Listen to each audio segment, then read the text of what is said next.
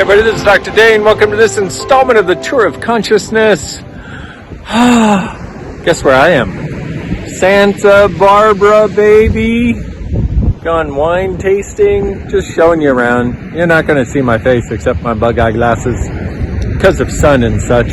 But dear Lord, how nice it is to be out here on the beach.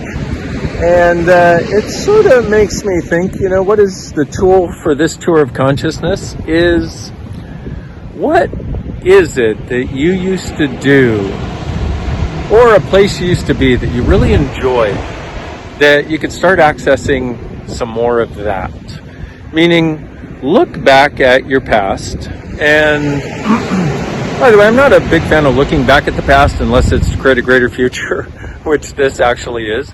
But in being here in Santa Barbara, I've been here for the last week, went wine tasting, and but there's something about the space here, the mountains, the ocean, the lack of population density, that is just so nurturing to my body. It's been so nice to be here. And when I moved to Houston, I thought, you know, I hated it for the first few years because I was in a city. You know, I have a house that's got greenery around, which is really wonderful, but predominantly I was in the city. And I really did hate it. It took me a few years to get to the place where I could actually enjoy it and appreciate it. And I'm just moving around because you're not going to see my face anyway. And, you know, maybe the beautiful scenery is much better than seeing my face anyway. And so I thought for a long time that the only way I could have that again is if I moved back to Santa Barbara. And then I started finding places in Houston, like my ranch, for example. And I started finding that if I would just go for a run in the sun, and I love running in 95-degree weather with the full sun beating on you and people stare at you like, you're crazy, you're going to die, you're going to dehydrate. And I'm like, yep, having a good time. Thank you so much. But I found these ways of actually embracing that and embracing the things that I love that were way different than I thought. And when I did that, I started actually liking living in Houston. So now I like living in Houston, but I got to tell you, I love being here in Santa Barbara for this week. And so who knows, I may do more of that. And, you know, the beauty of new times is I can work from anywhere, as a lot of us can. So what I'm looking at is maybe we have a lot of other choices than we've considered before. Maybe we have a lot of other possibilities, a lot of other chances to get in touch with what brings us joy and actually choose it. And choose it just because we would like to choose it, because it would make our lives better.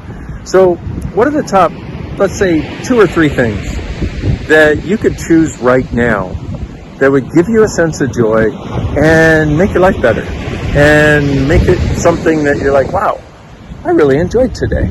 And it could be really simple things. For me, literally, it's just going outside for a run. For me, it was coming here and just being outside, period, and being in nature.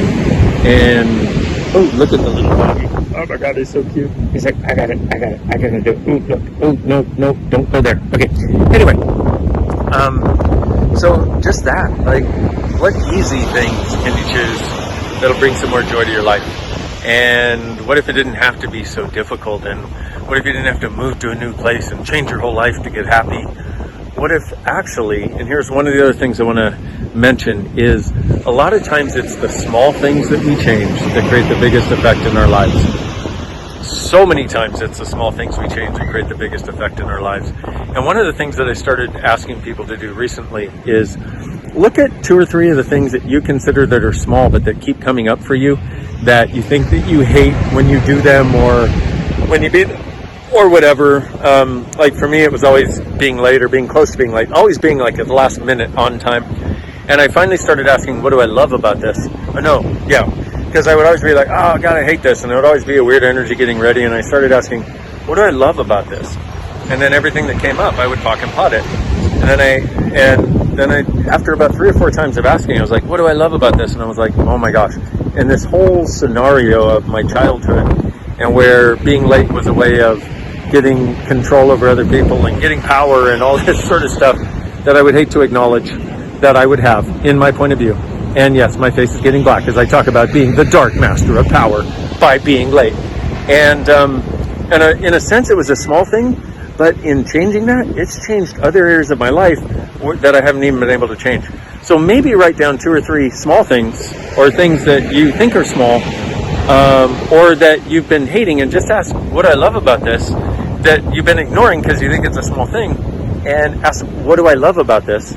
And yes, I know you're going to say, I don't love anything about it. Just ask the question, and then pot and pocket, and see if it doesn't lead to some more lightness for you. And sort of the theme between both of these things is,